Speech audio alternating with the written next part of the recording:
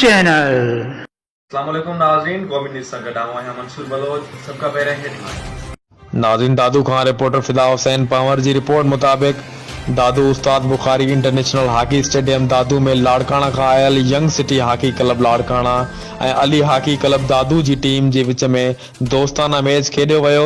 पहिरियों राउंड अधु कलाक खेॾियो वियो, जंहिंमें अली हॉकी क्लब पारां हिकु गोल कयो वियो। वरी ॿियो राउंड 15 मिंट जो खेॾियो वियो, जंहिंमें 2 गोल करे आयल महिमान टीम कामयाबी हासिल करे वरिती। Man of the match Jawad ऐं मुस्लिम रहिया, जंहिं गोल करे पूरी टीम खे वंग जो एज़ाज़ हासिल करायो।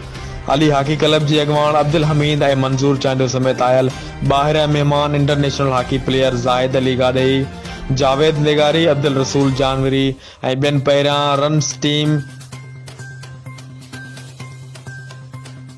रनर टीम जे कैप्टन अयूब लुंड खे रनर कप ॾिनो ऐं बाद में विनर जो कप खटींदड़ टीम जे कैप्टन बासित सोलंकी खे ॾिनो वियो ऐं ॿिन्ही रांदीगरनि खे मेडल पाराया विया। मैच खे ॾिसण लाइ शहरनि तोड़े नौजवान वॾे अंग में शिरकत कई ऐं नौजवाननि जी हौसला अफ़ज़ाई कंदा रहिया।